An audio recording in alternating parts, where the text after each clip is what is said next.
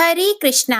प्रिय भक्तजनों, आइए आज आपको सुनाते हैं माघ मास महात्म्य का अध्याय 9। कार्तिवीर्य जी दत्तात्रेय जी से बोले, हे विप्रश्रेष्ठ, किस प्रकार एक वैश्य माघ मास के स्नान के पुण्य से पापों से मुक्त होकर दूसरे के साथ स्वर्ग को गया, सो मुझसे कहिए। तब दत्तात्रेय जी कहने लगे कि जल स्वभाव से ही उज्जवल, निर्मल, शुद्ध, मल नाशक और पापों को धोने वाला है। जल सब प्राणियों का पोषण करने वाला है, ऐसा वेदों ने कहा है। मकर के सूर्य माघ मास में गौ के पैर डूबने योग्य जल में भी स्नान करने से मनुष्य स्वर्ग को प्राप्त होता है। यदि सारा मास स्नान करने में अशक्त हो तो 3 दिन ही स्नान करने से पापों का नाश होकर स्वर्ग की प्राप्ति होती है। चाहे दीन होने से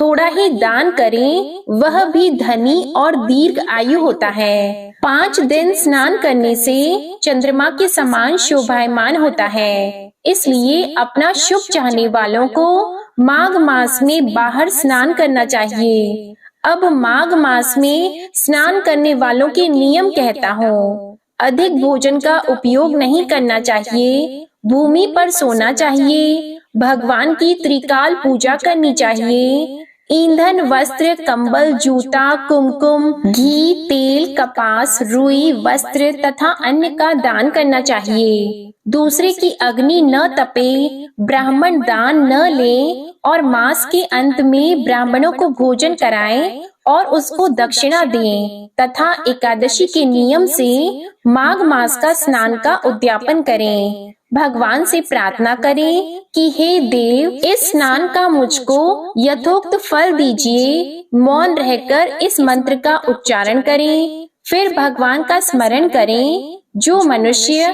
श्री गंगा जी में माघ मास में स्नान करते हैं, वे 4000 युग तक स्वर्ग में ही जाते हैं। जो कोई माघ मास में गंगा और यमुना का स्नान करता है, वह प्रतिदिन 1000 स्वर्ण मुद्रा दान का फल प्राप्त करता है और 1000 कपिला गौ के दान का फल भी पाता है। दत्तात्रेय जी कहने लगे कि हे राजन, प्रजापति ने पापों के नाश के लिए प्रयाग तीर्थ की रचना की। सफेद गंगा जी और काली यमुना जी के जल की धारा में स्नान का महात्म्य भली प्रकार सुनो। जो इस संगम में माघ मास में स्नान करता है, वह गर्भ योनि में नहीं आता, अर्थात संसार सागर में नहीं आता। माघ मास में प्रयाग में स्नान करने से मनुष्य अच्छे भोगों को भोगकर ब्रह्मा को प्राप्त होता है। माघ मास तथा मकर के सूर्य में जो प्रयाग में स्नान करता है, उसके पुण्यों की गिनती चित्रगुप्त भी नहीं कर सकते।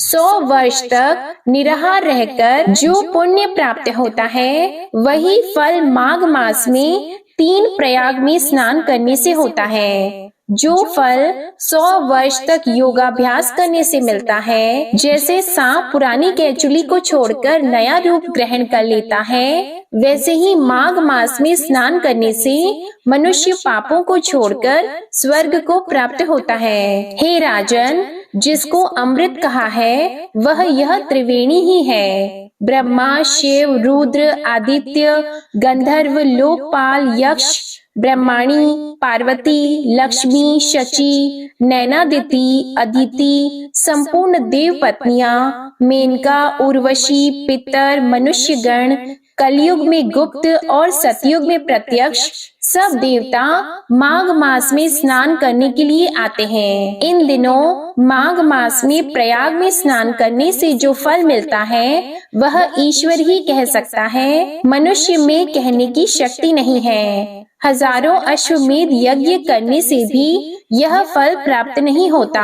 पूर्व समय में कांचन मालिनी ने इस स्नान का फल राक्षस को दिया था और इससे वह पापी मुक्त हो गया था। कार्तिवीर्य कहने लगा कि हे भगवान, वह राक्षस कौन था और कांचन मालिनी कौन थी? उसने अपना धर्म कैसे दिया और उनका साथ कैसे हुआ? हे ऋषि, अत्रि की संतानों के सूर्य, यह कथा सुनाकर मेरा कौतूहल दूर कीजिए। तब दत्तात्रेय जी कहने लगे कि हे राजन, इस पुरातन विचित्र इतिहास को सुनो। कांचन मालिनी नाम की एक सुंदर अप्सरा थी जो माघ मास में प्रयाग में स्नान करके कैलाश पर जा रही थी। तब उसको मार्ग में जाते हुए हिमालय के कुंज से एक घोर राक्षस ने देखा। उस सुंदर अप्सरा को देखकर उस राक्षस ने कहा कि हे सुंदरी, तुम कौन हो और कहां से आ रही हो? तुम्हारे वस्त्र और वेणी भीगी हुई क्यों हैं? तुम आकाश मार्ग से कहां जाती हो और किस पुण्य के प्रताप से तुम्हारा शरीर ऐसा तेजस्वी और रूप ऐसा मनोहर है? तुम्हारे गीले वस्त्र से मेरे मस्तक पर गिरे हुए एक बूंद जल से मेरे क्रूर मन को एकदम शांति प्राप्त हो गई। इसका क्या कारण है? इस जल की क्या महिमा है? तुम बड़ी शीलवती प्रतीत होती हो, इसका कारण मुझसे कहो। तब अप्सरा ने कहा कि हे राक्षस, सुनो, मैं काम रूपिणी अप्सरा हूँ। मैं प्रयाग में संगम से स्नान करके आ रही हूँ, इसी से मेरे वस्त्र भीगे हुए हैं। अब कैलाश पर जा रही हूँ, जहाँ पर श्री शिव निवास करते हैं। त्रिवेणी के जल से मेरी सब क्रूरता दूर हो गई, जिसके पुण्य के प्रभाव से मैं इतनी सुंदर और पार्वती जी की प्रिय सखी हुई। सो आश्चर्य देने वाला उदाहरण मुझसे ब्रह्मा जी ने कहा था, वो सुनो।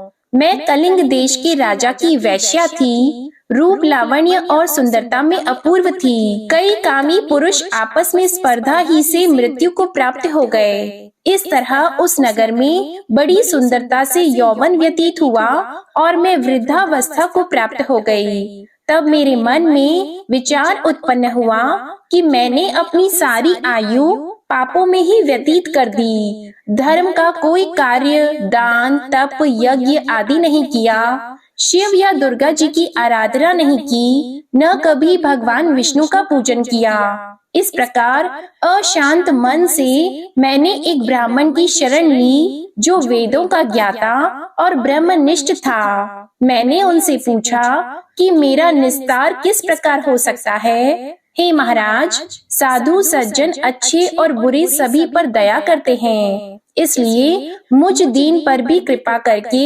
मुझे कीचड़ में डूबी हुई को पकड़कर उबारिए। तब वह ब्राह्मण, राजा का पुरोहित, इन सब बातों को सुनकर मुझ पर दया करके कहने लगा कि तू ब्रह्मा के क्षेत्र प्रयाग में जाकर माघ मास में त्रिवेणी संगम में स्नान कर, परंतु मन में अशुभ क्रिया का विचार नहीं करना। पापों के नाश के लिए महर्षियों ने तीर्थ स्नान से अधिक और कोई प्रायश्चित नहीं बताया। प्रयाग में स्नान करने से तू अवश्य पवित्र होकर स्वर्ग को जाएगी। हे भामिनी, पुराने समय में गौतम ऋषि की स्त्री को देखकर इंद्र ने काम के वशीभूत होकर कपट वेश से उससे समागम किया। इसलिए ऋषि के द्वारा दिया गया श्राप और उसका शरीर अत्यंत लज्जा युक्त होकर हजारों भगों वाला हो गया। तब इंद्र नीचा मुंह करके अपने पाप कर्म की बुराई करने लगा। मेरु पर्वत के शिखर पर स्वच्छ जल वाले सरोवर पर एक स्वर्ण कमल से भरे हुए कोटरे में घुस गया और अपने पाप को धिक्कारता हुआ कामदेव की बुराई करने लगा कि यह सब पापों का मूल है। इसके ही वशीभूत होकर मनुष्य नरक में जाते हैं और अपनी धर्म, कीर्ति, यश और धैर्य का नाश करते हैं। इंद्र ऐसा सोच रहा था, सो इंद्र के बिना सारा देवलोक शोभाहीन हो गया। तब देवता, गंधर्व, किन्नर, लोकपाल इंद्राणी के सहित बृहस्पति जी से जाकर पूछने लगे कि महाराजा इंद्र के न रहने से स्वर्ग ऐसा शोभाहीन हो गया है जैसे सतपुत्र के बिना श्रेष्ठ कुल। इसलिए स्वर्ग की शोभा के लिए कोई क्रिया सोचिए। इस विषय में देर नहीं करनी चाहिए। तब बृहस्पति जी कहने लगे कि इंद्र ने बिना सोचे विचारे कर्म किया है, उसका फल भोग रहा है। सो वह कहाँ है, मैं यह सब जानता हूँ। फिर गुरु जी ने सबको साथ लेकर स्वर्ण कमलों से युक्त बड़े सरोवर में इंद्र को देखा, जिसका मुख मलिन और आंखें बंद थीं। तब इंद्र ने बृहस्पति जी के चरणों को पकड़कर कहा कि इस पाप से उद्धार करके आप मेरी रक्षा कीजिए। तब बृहस्पति जी ने इंद्र से कहा कि प्रयाग में स्नान करने से ही तुम पाप मुक्त हो जाओगे। तब इंद्र सहित सबने ही प्रयाग में जाकर संगम में स्नान किया और त्रिवेणी स्नान से इंद्र पाप मुक्त हो गए। तब बृहस्पति जी ने इंद्र को वरदान दिया कि तुम्हारे शरीर में जितने भग हैं सब नेत्र हो जाएं। तब इंद्र ब्राह्मण के वर से हजारों नेत्र से ऐसा सुशोभित हुआ जैसे मानसरोवर में कमल शोभायमान होता है। अप्सरा कहने लगी कि हे राक्षस, वह ब्राह्मण कहने लगा कि इंद्र इस प्रकार अपनी अमरावतीपुरी को गया। सो हे कल्याणी, तुम भी देवताओं से सेवा किए जाने वाले प्रयाग में माघ मास में स्नान करने से निष्पाप होकर स्वर्ग में जाओगी। सो मैंने उस ब्राह्मण के यह वचन सुनकर उसके पैरों में पड़कर प्रणाम किया और घर में आकर सब भाई बांधव, नौकर चाकर, धन आदि को त्याग कर शरीर को नष्ट होने वाली वस्तु समझकर घर से निकल गई और माघ मास में गंगा यमुना के संगम पर जाकर स्नान किया। सो हे निशाचर, 3 दिन के स्नान से मेरे सभी पाप नष्ट हो गए और 27 दिन के पुण्य से मैं देवता हो गई और पार्वती जी की सखी होकर सुख से निवास करती हूँ। इसलिए मैं प्रयाग के महात्म्य को याद करके सब देवताओं के सहित माघ मास में प्रयाग स्नान करती हूँ। सो मैंने अपना यह सब वृत्तांत तुमसे कहा। तुम भी इस योनि में पड़ने और ऐसे कुरूप होने का सब कारण कहो। तुम्हारी दाढ़ी और मूछें बहुत बड़ी बड़ी हो गई हैं और पर्वत की गुफा में वास करते हो। तब निशाचर कहने लगा कि हे भद्रे, सज्जनों से गुप्त बातें कहने में भी कोई हानि नहीं होती। मुझको अब कोई संशय नहीं रहा कि मेरा उद्धार तुमसे ही होगा। सो मैं अपना सब वृतांत तुमसे कहता हूँ। मैं काशी में वेदों का ज्ञाता था और बड़े उच्च कुल के ब्राह्मण के घर में जन्म लिया था। मैंने राजा, पापी, शूद्र तथा वैश्यों से अनेक प्रकार के दान लिए। मैंने दान लेने में चांडाल को भी नहीं छोड़ा।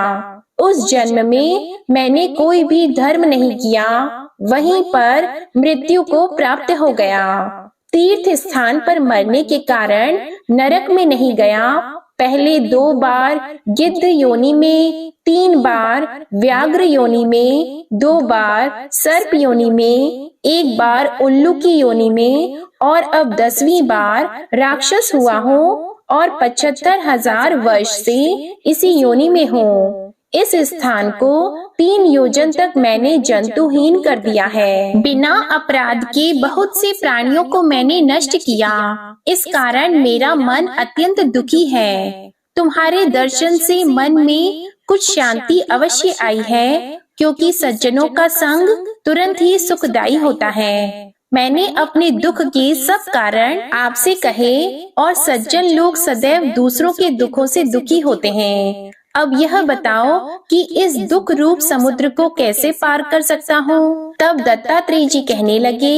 इस प्रकार उसके वचन सुनकर कंचन मालिनी कहने लगी कि हे राक्षस, मैं अवश्य तुम्हारा कल्याण करूंगी। मैंने दृढ़ प्रतिज्ञा की है कि तुम्हारी मुक्ति के लिए प्रयत्न करूंगी। मैंने बहुत बार प्रयाग में माघ स्नान किया है। वेद जानने वाले ऋषियों ने दुखी को दान देने की प्रशंसा की है। समुद्र में जल बरसने से क्या लाभ? प्रयाग में स्नान करने का 1 बार का फल मैं तुम्हें देती हूँ, उसी से तुमको स्वर्ग की प्राप्ति होगी। उसके फल का अनुभव मैं कर चुकी हूँ। तब उस अप्सरा ने अपने गीले वस्त्र का जल निचोड़कर जल को हाथ में लेकर माघ स्नान के फल को उस राक्षस के अर्पण किया। उसी समय पुण्य प्राप्त करके वह राक्षसी शरीर को छोड़कर तेजोमय सूर्य के समान देवता रूप हो गया।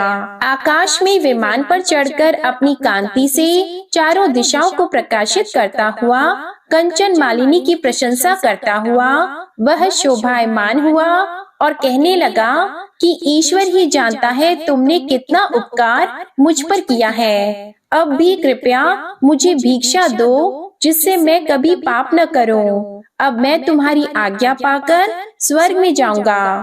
तब कंचन मालिनी ने कहा कि सदैव धर्म की सेवा करो, काम रूपी शत्रु को जीतो, दूसरे के गुण तथा दोषों का वर्णन मत करो, शिव और वासुदेव का पूजन करो, इस देह का मोह मत करो, पत्नी पुत्र धन आदि की ममता त्यागो, सत्य बोलो, वैराग्य भाव धारण कर योगी बनो। मैंने तुमसे यह धर्म के लक्षण कहे, अब तुम देवता रूप होकर शीघ्र ही स्वर्ग को जाओ। दत्तात्रेय जी कहने लगे कि इस प्रकार गंधर्वों से सेवित वह राक्षस कंचन मालिनी को नमस्कार करके स्वर्ग को गया और देव कन्याओं ने वहां आकर कंचन मालिनी पर पुष्पों की वर्षा की और प्रेम पूर्वक कहा कि हे भद्रे, तुमने राक्षस का उद्धार किया है। इस दुष्ट के डर से कोई भी इस वन में प्रवेश नहीं करता था। अब हम निडर होकर विचरेंगे। इस प्रकार कांचन मालिनी उस राक्षस का उद्धार करके प्रेम पूर्वक देव कन्याओं से क्रीड़ा करते हुए शिवलोक को गईं। इसके आगे का वृतांत आप अगले अध्याय में सुनेंगे। अब आप सुनिए श्रीमद् भागवत महापुराण की आगे की कथा। प्रेम से बोलिए श्रीमद् भागवत महापुराण की जय। श्री सुखदेव जी कहते हैं, राजन, मुनिवर मैत्रेय जी के मुख से यह परम पुण्यमयी कथा सुनकर श्री विदुर जी ने फिर पूछा, क्योंकि भगवान की लीला कथा में इनका अत्यंत अनुराग हो गया था। विदुर जी ने कहा, मुनि, स्वयंभू ब्रह्मा जी के प्रिय पुत्र महाराज स्वयंभू मनु ने अपनी प्रिय पत्नी शतरूपा को पाकर फिर क्या किया? आप साधु शिरोमणि हैं। आप मुझे आदिराज राजर्षि स्वयंभू मनु का पवित्र चरित्र सुनाइए। वे श्री विष्णु भगवान के शरणापन्न थे, इसलिए उनका चरित्र सुनने में मेरी बहुत श्रद्धा है। जिनके हृदय में श्री मुकुंद के चरणाविंद विराजमान है, उन भक्त जनों के गुणों को श्रवण करना ही मनुष्यों के बहुत दिनों तक किए हुए शास्त्र अभ्यास के श्रम का मुख्य फल है। ऐसा विद्वानों का श्रेष्ठ मत है। श्री सुखदेव जी कहते हैं, राजन, विदुर जी भगवान श्री हरि के चरणाश्रित भक्त थे। उन्होंने जब विनय पूर्वक भगवान की कथा के लिए प्रेरणा की, तब मुनिवर मैत्रेय का रोम रोम खिल उठा। उन्होंने कहा, श्री मैत्रेय जी बोले, जब अपनी भार्या शतरूपा के साथ स्वयंभू मनु का जन्म हुआ, तब उन्होंने बड़ी नम्रता से हाथ जोड़कर श्री ब्रह्मा जी से कहा, भगवान, एकमात्र आप ही समस्त जीवों के जन्मदाता और जीविका प्रदान करने वाले पिता हैं। तथापि हम आपकी संतान ऐसा कौन सा कर्म करें जिससे आपकी सेवा बन सके? पूज्यपाद, हम आपको नमस्कार करते हैं। आप हमसे हो सकने योग्य किसी ऐसे कार्य के लिए हमें आज्ञा दीजिए जिससे इस लोक में हमारी सर्वत्र कीर्ति हो और परलोक में सद्गति प्राप्त हो सके। श्री ब्रह्मा जी ने कहा, तात, पृथ्वीपति, तुम दोनों का कल्याण हो। मैं तुमसे बहुत प्रसन्न हूँ, क्योंकि तुमने निष्कपट भाव से मुझे आज्ञा दीजिए यह कहकर मुझे आत्मसमर्पण किया है। वीर, पुत्रों को अपने पिता की इसी रूप में पूजा करनी चाहिए। उन्हें उचित है कि दूसरों के प्रति ईर्ष्या का भाव न रखकर जहां तक बने उनकी आज्ञा का आदर पूर्वक सावधानी से पालन करे। तुम अपनी इस भार्या से अपने ही समान गुणवती संतति उत्पन्न करके धर्म पूर्वक पृथ्वी का पालन करो और यज्ञों के द्वारा श्री हरि की आराधना करो। राजन, प्रजा पालन से मेरी बड़ी सेवा होगी और तुम्हें प्रजा का पालन करते देखकर भगवान श्री हरि भी तुमसे बहुत प्रसन्न होंगे।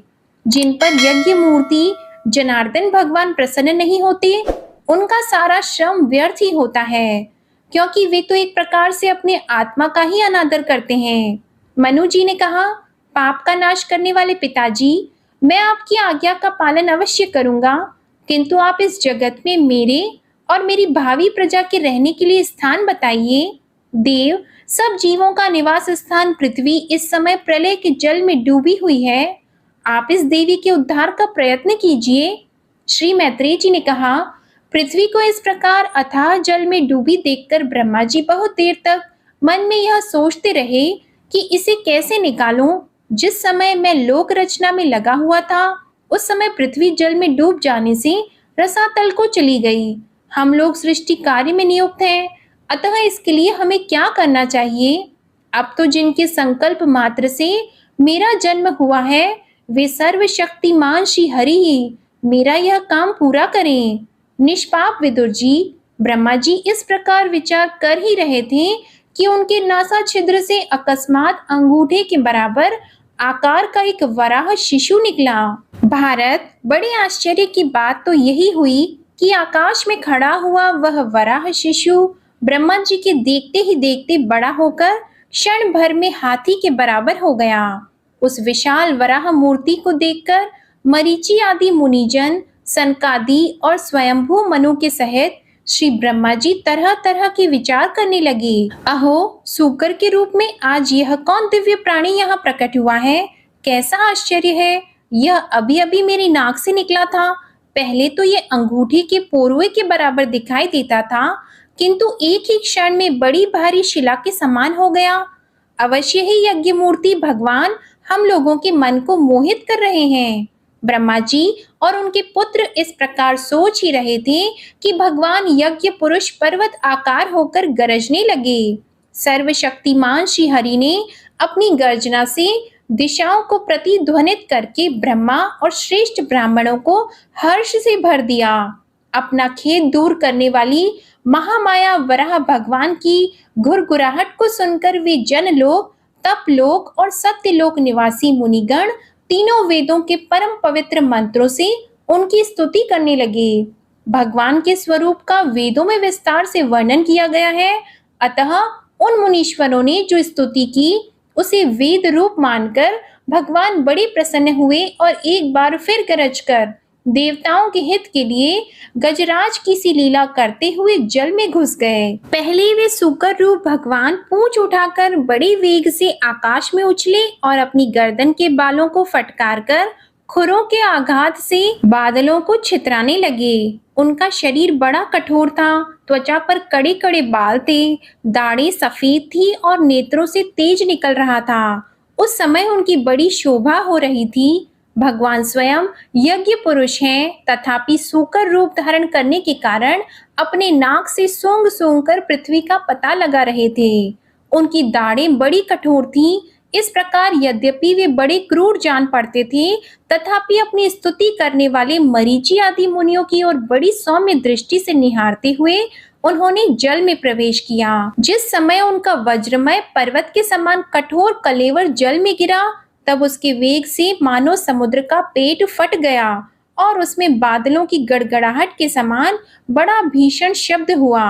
उस समय ऐसा जान पड़ता था मानो अपनी उत्ताल तरंग रूप भुजाओं को उठाकर वह बड़े आत्मस्वर से हे यज्ञेश्वर मेरी रक्षा करो, इस प्रकार पुकार रहा है। तब भगवान यज्ञ मूर्ति अपने बाण के समान पैने खुरों से जल को चीरते हुए उस अपार जल राशि के उस पार पहुंचे। वहां रसातल में उन्होंने समस्त जीवों की आश्रयभूता पृथ्वी को देखा, जिसे कल्पांत में शयन करने के लिए उद्यत श्री हरि ने स्वयं अपने ही उदर में लीन कर लिया था। फिर वे जल में डूबी हुई पृथ्वी को अपनी दाढ़ों पर लेकर रसातल से ऊपर आए। उस समय उनकी बड़ी शोभा हो रही थी। जल से बाहर आते समय उनके मार्ग में विघ्न डालने के लिए महापराक्रमी हिरण्याक्ष ने जल के भीतर ही उन पर गदा से आक्रमण किया। इससे उनका क्रोध चक्र के समान तीक्ष्ण हो गया और उन्होंने उसे लीला से ही इस प्रकार मार डाला जैसे सिंह हाथी को मार डालता है। उस समय उसके रक्त से थूथनी तथा कनपट्टी सन जाने के कारण वे ऐसे जान पड़ते थे मानो कोई गजराज लाल मिट्टी के टीले में टक्कर मारकर आया हो।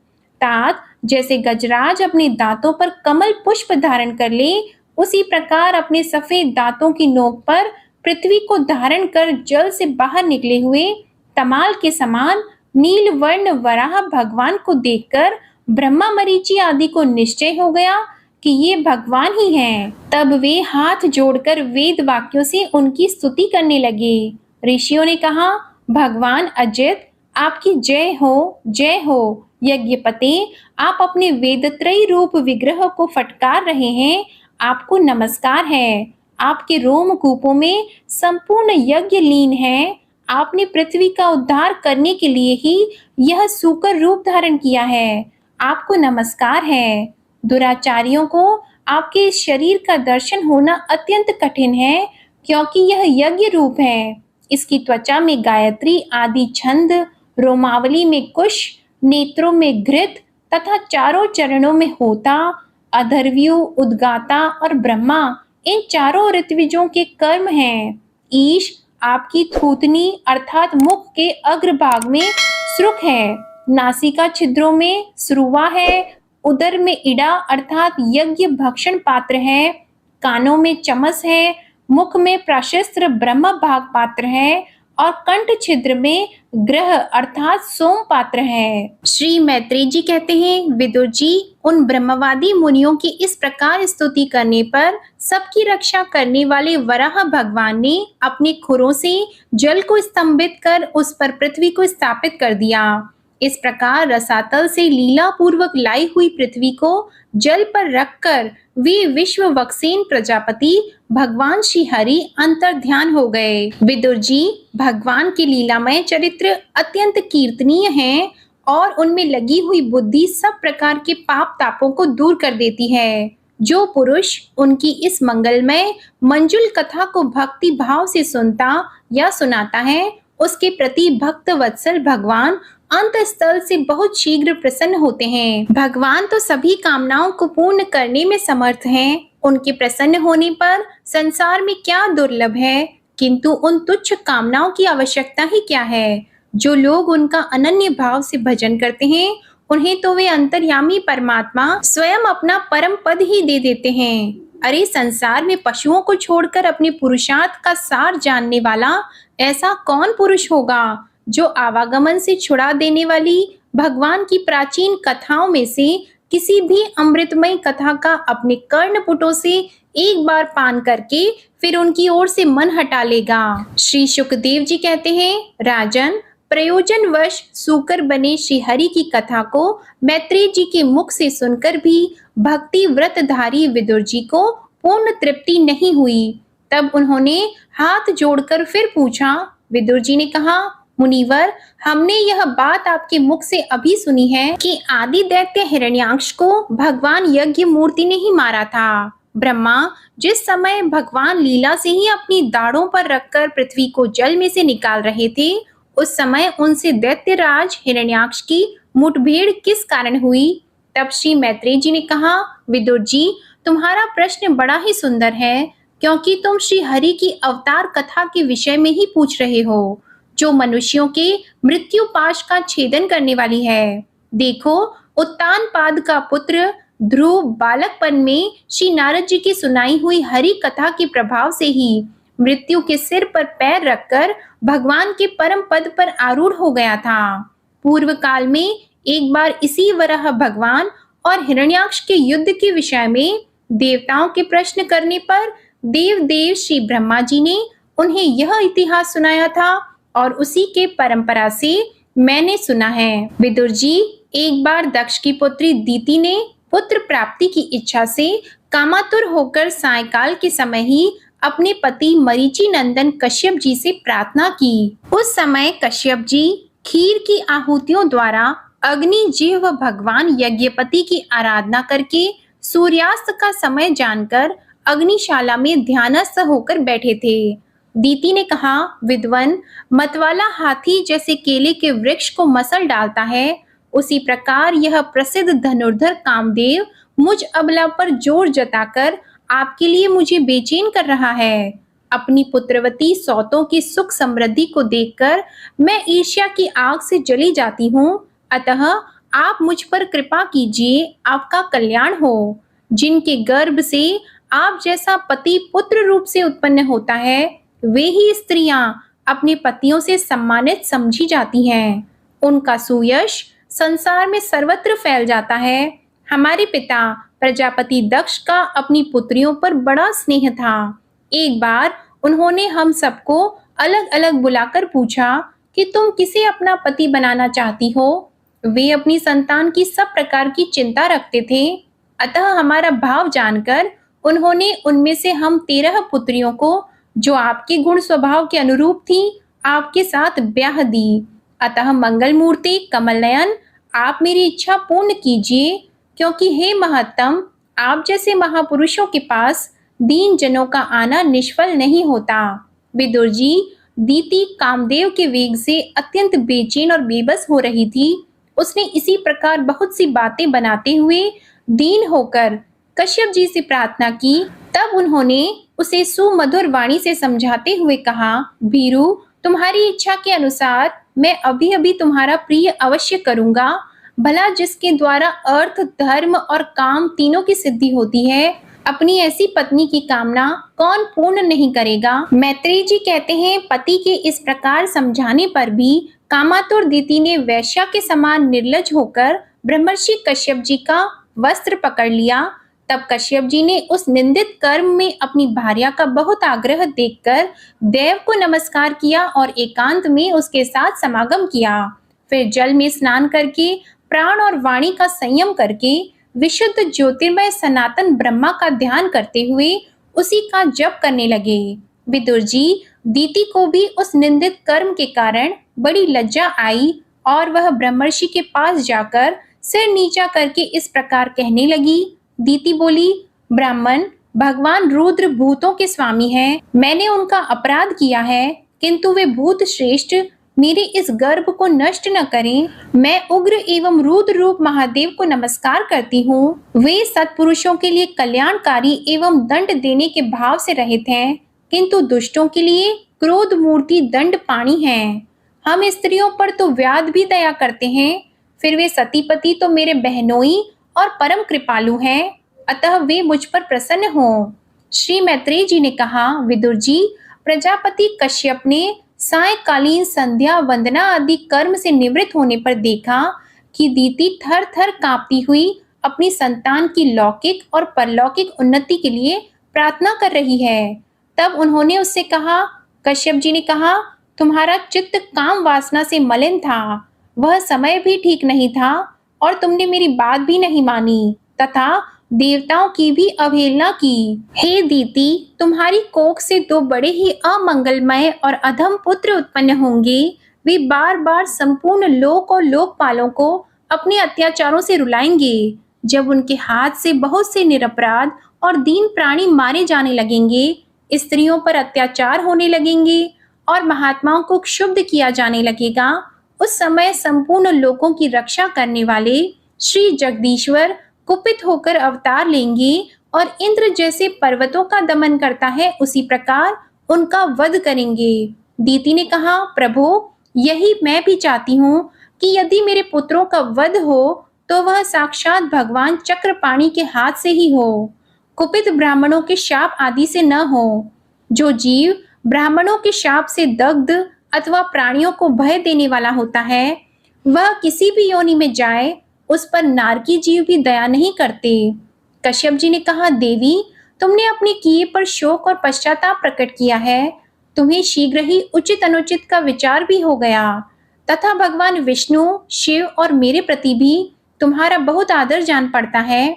इसलिए तुम्हारे एक पुत्र के 4 पुत्रों में से एक ऐसा होगा जिसका सत्पुरुष भी मान करेंगे और जिसके पवित्र यश को भक्त जन भगवान के गुणों के साथ गाएंगे। जिस प्रकार खोटे सोने को बार बार तपाकर शुद्ध किया जाता है, उसी प्रकार साधु जन उसके स्वभाव का अनुकरण करने के लिए निवैरता आदि उपायों से अपने अंतःकरण को शुभ करेंगे, जिनकी कृपा से उन्हीं का स्वरूप भूत यह जगत आनंदित होता है। वे स्वयं प्रकाश भगवान भी उसकी अनन्य भक्ति से संतुष्ट हो जाएंगे। दीति, वह बालक बड़ा ही भगवत भक्त, उदार हृदय, प्रभावशाली और महान पुरुषों का भी पूज्य होगा तथा प्रौढ़ भक्ति भाव से विशुद्ध और भावान्वित हुए अंतःकरण में श्री भगवान को स्थापित करके देह अभिमान को त्याग देगा। वह विषयों में अनासक्त, शीलवान, गुणों का भंडार तथा दूसरों की समृद्धि में सुख और दुख में दुख मानने वाला होगा। उसका कोई शत्रु नहीं होगा तथा चंद्रमा जैसे ग्रीष्म ऋतु के ताप को हर लेता है, वैसे ही वह संसार के शोक को शांत करने वाला होगा। जो इस संसार के बाहर भीतर सब ओर विराजमान है, अपने भक्तों की इच्छा अनुसार समय समय पर मंगल विग्रह प्रकट करते हैं और लक्ष्मी रूप लावण्य मूर्ति ललना की भी शोभा बढ़ाने वाले हैं तथा जिनका मुखमंडल झिलमिलाते हुए कुंडलों से सुशोभित है, उन परम पवित्र कमल नयन श्री हरि का तुम्हारे पौत्र को प्रत्यक्ष दर्शन होगा। श्री मैत्रेय जी कहते हैं, विदुर जी, दीति ने जब सुना कि मेरा पौत्र भगवान का भक्त होगा, तब उसे बड़ा आनंद हुआ तथा यह जानकर कि मेरे पुत्र साक्षात श्री हरि के हाथ से मारे जाएंगे, उसे और भी अधिक उत्साह हुआ। श्री मैत्रेय जी ने कहा, विदुर जी, दीति को अपने पुत्रों से देवताओं को कष्ट पहुंचाने की आशंका थी, इसलिए उसने दूसरों के तेज का नाश करने वाले उस कश्यप जी के तेज को 100 वर्षों तक अपने उदर में ही रखा। उस गर्भस्थ तेज से ही लोकों में सूर्य आदि का प्रकाश क्षीण होने लगा और इंद्र आदि लोकपाल भी तेजोहीन हो गए। तब उन्होंने ब्रह्मा जी के पास जाकर कहा कि सब दिशाओं में अंधकार के कारण बड़ी अव्यवस्था हो रही है।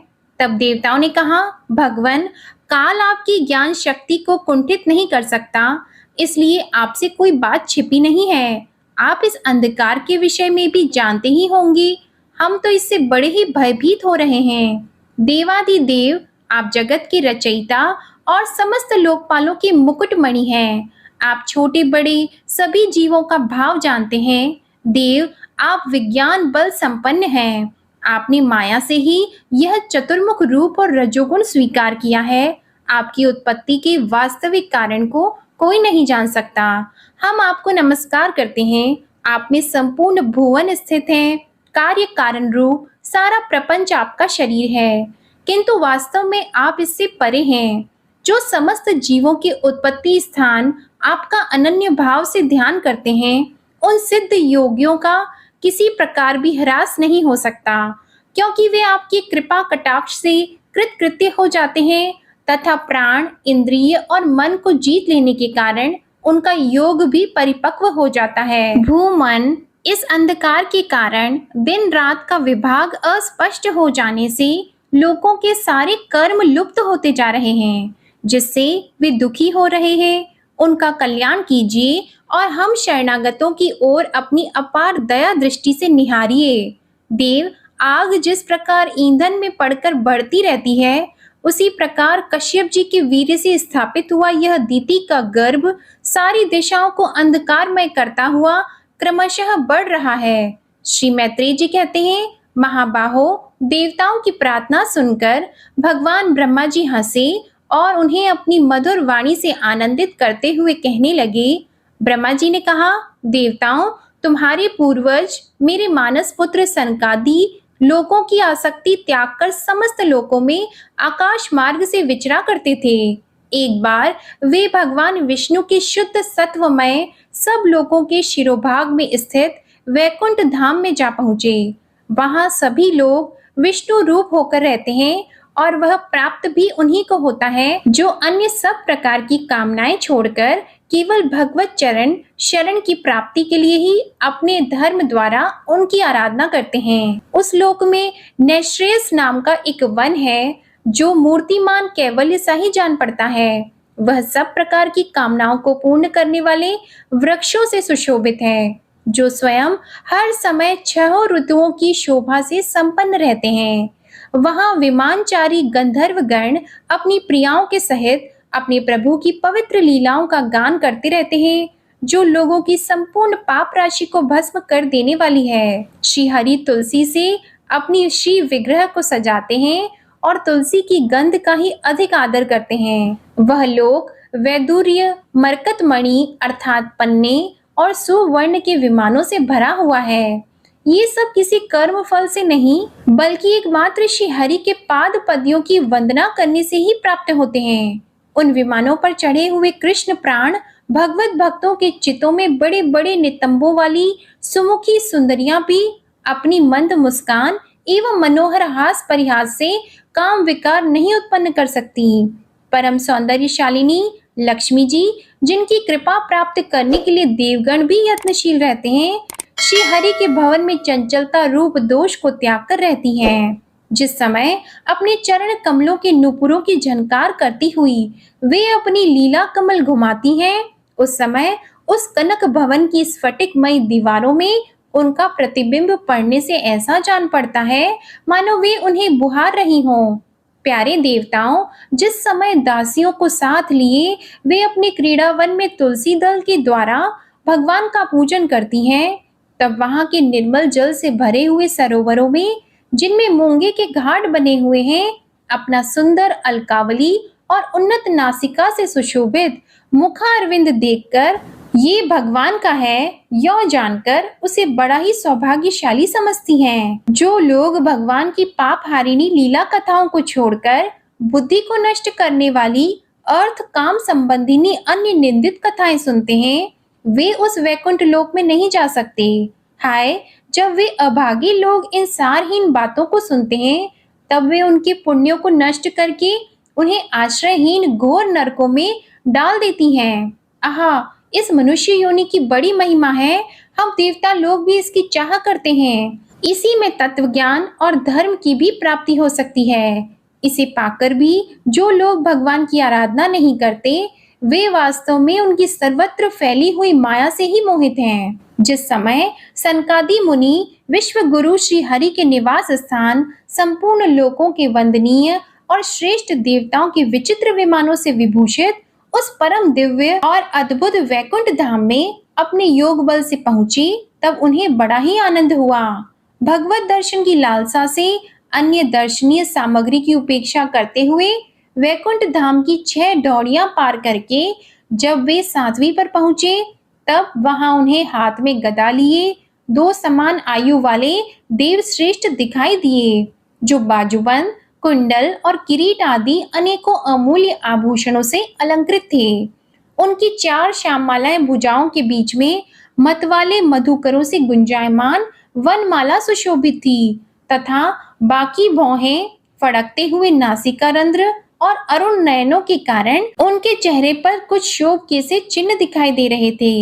उनके इस प्रकार देखते रहने पर भी वे मुनिगण उनसे बिना कुछ पूछताछ किए जैसे सुवर्ण और वज्रमय किवाड़ों से युक्त पहली 6 ड्योढ़ी लांग कर आए थे, उसी प्रकार उनके द्वार में भी घुस गए।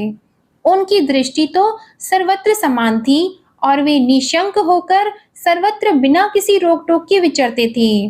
वे चारों कुमार पूर्ण तत्वज्ञ थे तथा ब्रह्मा की सृष्टि में आयु में सबसे बड़े होने पर भी देखने में 5 वर्ष के बालकों से जान पड़ते थे और दिगंबर वृत्ति से रहते थे।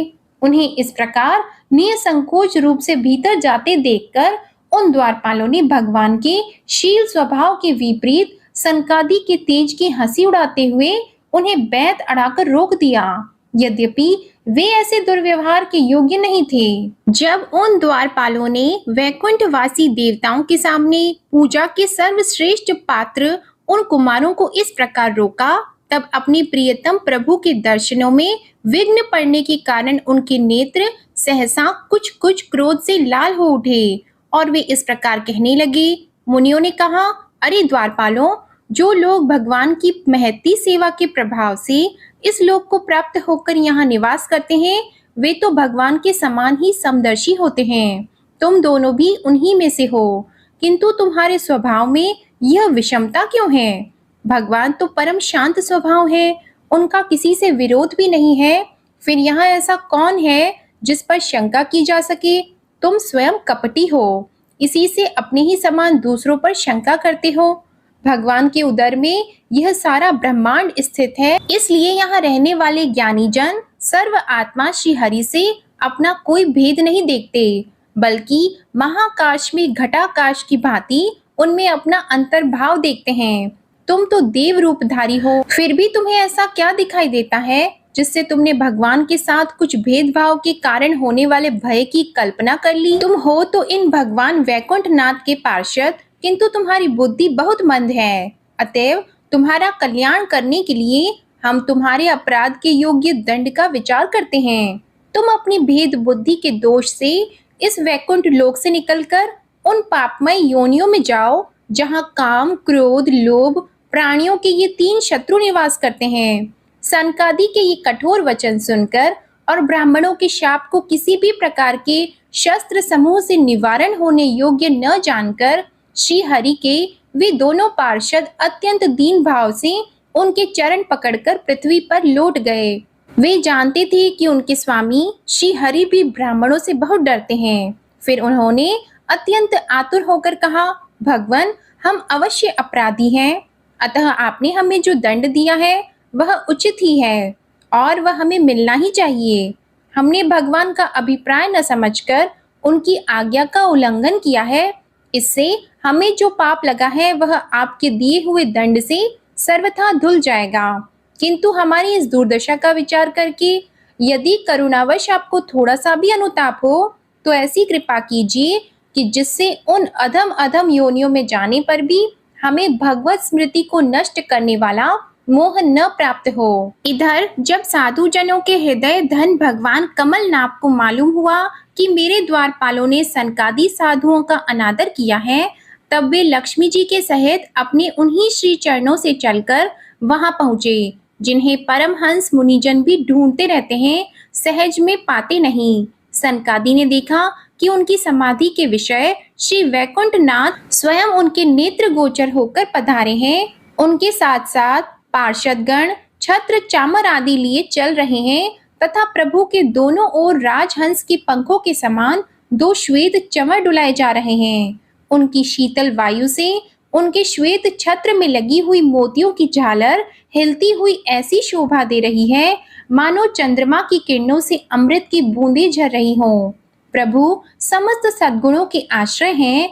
उनके सौम्य मुख मुद्रा को देखकर जान पड़ता था मानो वे सभी पर अनवरत कृपा सुधा की वर्षा कर रहे हैं। अपने स्नेहमयी चितवन से वे भक्तों का हृदय स्पर्श कर रहे थे और उनके सुविशाल श्याम वक्ष स्थल पर स्वर्ण रेखा के रूप में जो साक्षात लक्ष्मी विराजमान थी, उनसे मानो वे समस्त दिव्य लोकों के चूड़ामणि वैकुंठ धाम को सुशोभित कर रहे थे। उनके पीतांबर मंडित विशाल नितंबों पर झिलमिलाती हुई करधनी और गले में भ्रमरों से मुखरित वनमाला विराज रही थी तथा वे कलाइयों में सुंदर कंगन पहने अपना एक हाथ गरुड़ जी के कंधे पर रखकर दूसरे से कमल का पुष्प घुमा रहे थे। भगवान का श्री विग्रह बड़ा ही सौंदर्यशाली था। उसे देखकर भक्तों के मन में ऐसा वितर्क होता था कि इसके सामने लक्ष्मी जी का सौंदर्य अभिमान भी गलित हो गया है। ब्रह्मा जी कहते हैं, देवताओं, इस प्रकार मेरे, महादेव जी के और तुम्हारे लिए परम सुंदर विग्रह धारण करने वाले श्री हरि को देखकर सनकादि मुनीश्वरों ने उन्हें सिर झुकाकर प्रणाम किया। उस समय उनकी अद्भुत छवि को निहारते निहारते उनके नेत्र तृप्त नहीं होते थे। सनकादि मुनीश्वर निरंतर ब्रह्मानंद में निमग्न रहा करते थे। इसके पश्चात वे मुनिगण अन्य साधनों से सिद्ध न होने वाली स्वाभाविक अष्ट सिद्धियों से संपन्न श्री हरि की स्तुति करने लगे, जो योग मार्ग के द्वारा मोक्ष पद की खोज करने वाले पुरुषों के लिए उनके ध्यान का विषय अत्यंत आदरणीय और नयन नंद की वृद्धि करने वाला पुरुष रूप प्रकट करते हैं। सनकादि मुनियों ने कहा, अनंत यद्यपि आप अंतर्यामी रूप से दुष्ट चित्त पुरुषों के हृदय में भी स्थित रहते हैं, तथापि उनकी दृष्टि से ओझल ही रहते हैं, किंतु आज हमारे नेत्रों के सामने तो आप साक्षात विराजमान हैं। प्रभु, जिस समय आपसे उत्पन्न हुए हमारे पिता ब्रह्मा जी ने आपका रहस्य वर्णन किया था, उसी समय श्रवण रंध्रों द्वारा हमारी बुद्धि में तो आप ही आविराजे थे, किंतु प्रत्यक्ष दर्शन का महान सौभाग्य तो हमें आज ही प्राप्त हुआ है। भगवान, हम आपको साक्षात परम तत्व ही जानते हैं।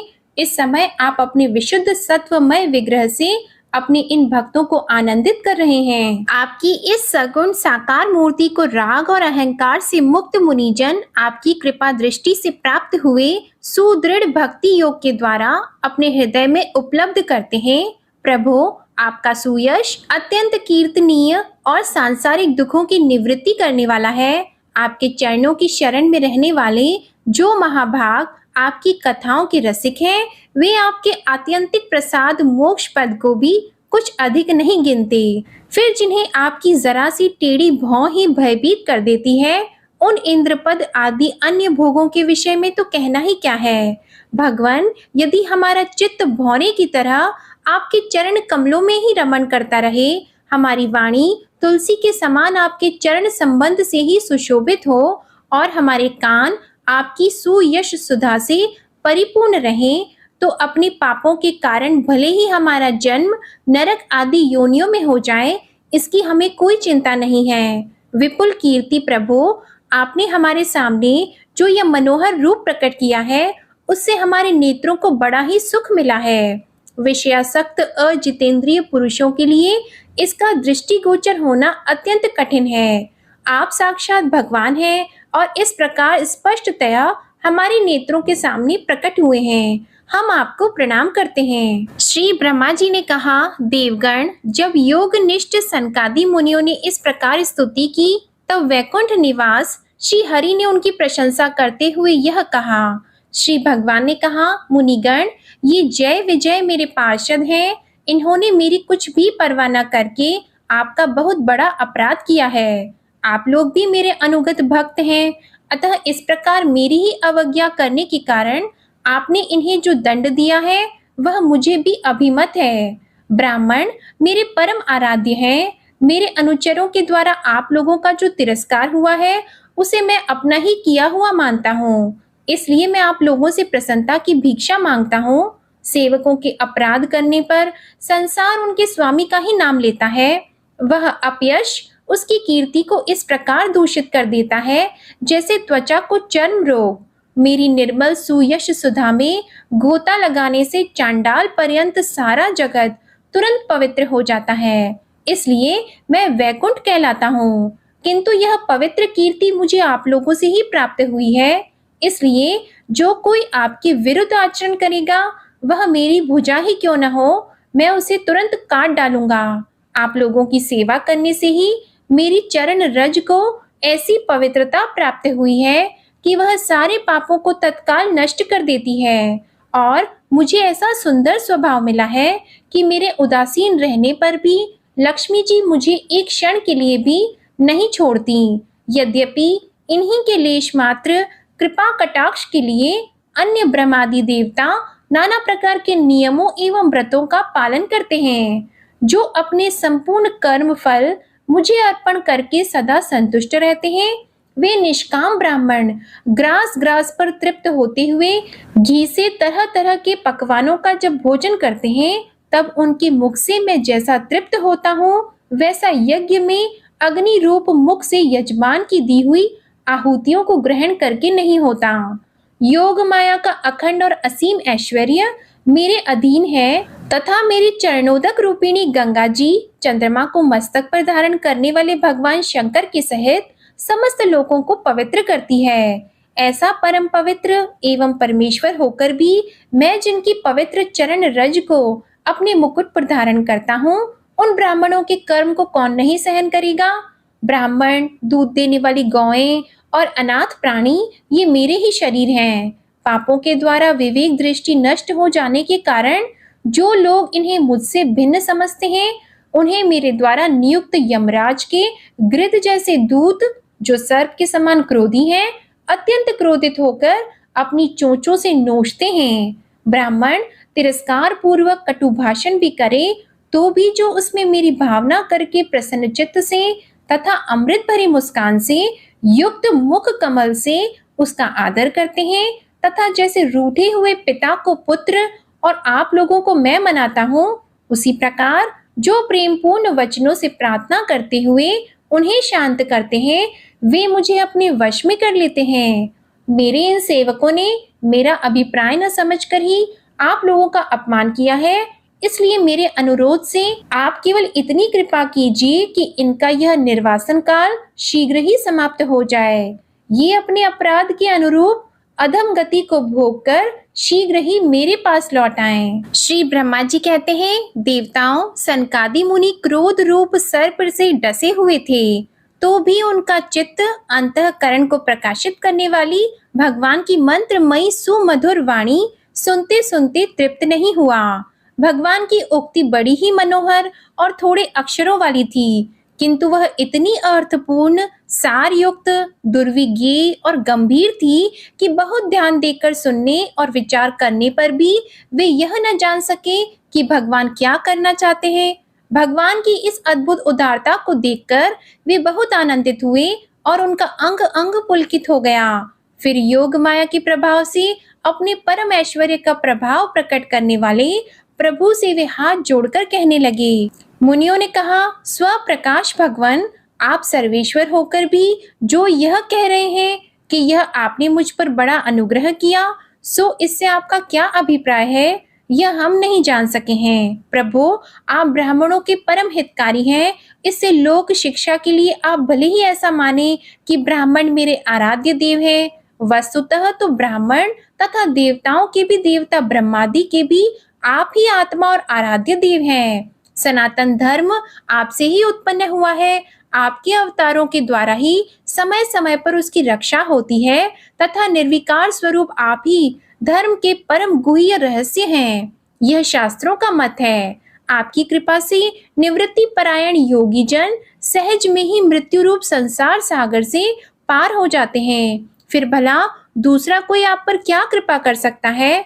भगवान, दूसरे अर्थी जन जिनकी चरण रज को सर्वदा अपने मस्तक पर धारण करते हैं, वे लक्ष्मी जी निरंतर आपकी सेवा में लगी रहती है।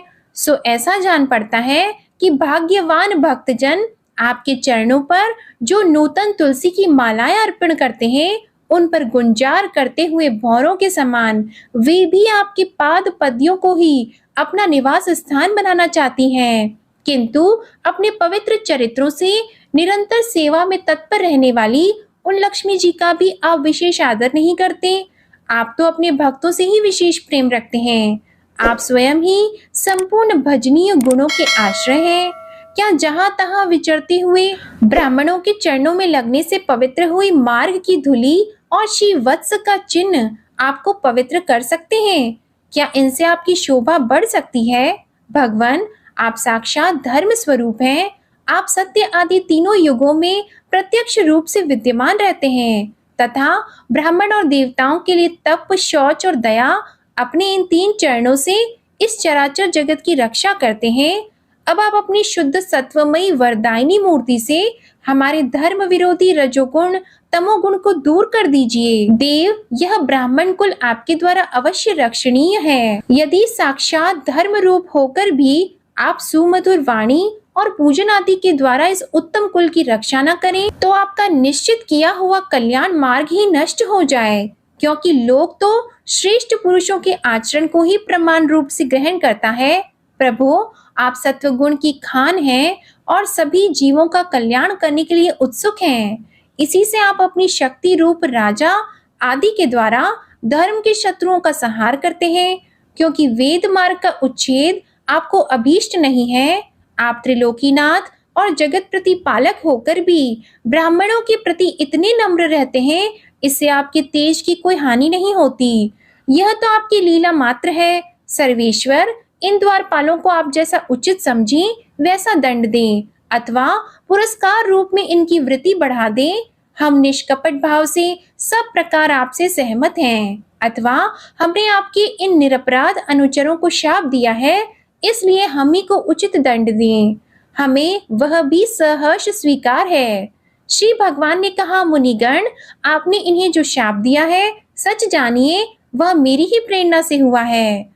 अब ये शीघ्र ही दैत्य योनि को प्राप्त होंगे और वहां क्रोध आवेश से बढ़ी हुई एकाग्रता के कारण सुदृढ़ योग संपन्न होकर फिर जल्दी ही मेरे पास लौट आएंगे। श्री ब्रह्मा जी कहते हैं, फिर उन मुनीश्वरों ने नयनाभिराम भगवान विष्णु और उनके स्वयं प्रकाश वैकुंठ धाम के दर्शन करके प्रभु की परिक्रमा की और उन्हें प्रणाम कर तथा उनकी आज्ञा पाकर भगवान के ऐश्वर्य का वर्णन करते हुए प्रमुदित होकर वहां से लौट गए।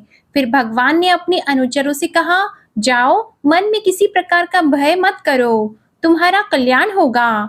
मैं सब कुछ करने में समर्थ होकर भी ब्रह्म तेज को मिटाना नहीं चाहता, क्योंकि ऐसा ही मुझे अभिमत भी है। एक बार जब मैं योग निद्रा में स्थित हो गया था, तब तुमने द्वार में प्रवेश करती हुई लक्ष्मी जी को रोका था।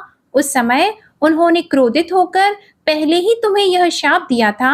अब दैत्य योनि में मेरे प्रति क्रोध आकार वृत्ति रहने से तुम्हें जो एकाग्रता होगी, उससे तुम इस विप्र तिरस्कार जनित पाप से मुक्त हो जाओगे और फिर थोड़े ही समय में मेरे पास लौट आओगे। द्वारपालों को इस प्रकार आज्ञा देकर भगवान ने विमानों की श्रेणियों से सुसज्जित अपने सर्वाधिक श्री संपन्न धाम में प्रवेश किया। वे देव श्रेष्ठ जय विजय तो ब्रह्म शाप के कारण उस अलंघनीय भगवत धाम में ही श्रीहीन हो गए और उनका सारा गर्व गलित हो गया। पुत्रों, फिर जब वे वैकुंठ लोक से गिरने लगे, तब वह श्रेष्ठ विमानों पर बैठे हुए वैकुंठ वासियों में महान हाहाकार मच गया। इस समय दीति के गर्भ में स्थित जो कश्यप जी का उग्र तेज है, उसमें भगवान के उन पार्षद प्रवरों ने ही प्रवेश किया है। उन दोनों असुरों के तेज से ही तुम सबका तेज फीका पड़ गया है। इस समय भगवान ऐसा ही करना चाहते हैं।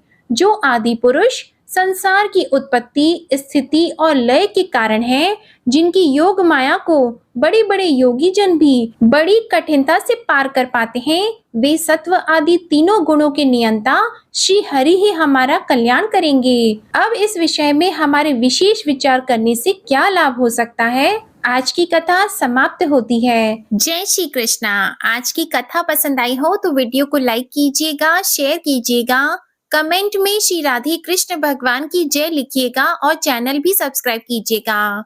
इसी के साथ आज आप हमारे चैनल पर मंगलवार की व्रत कथा भी जरूर सुनिएगा। जय श्री राधे कृष्णा।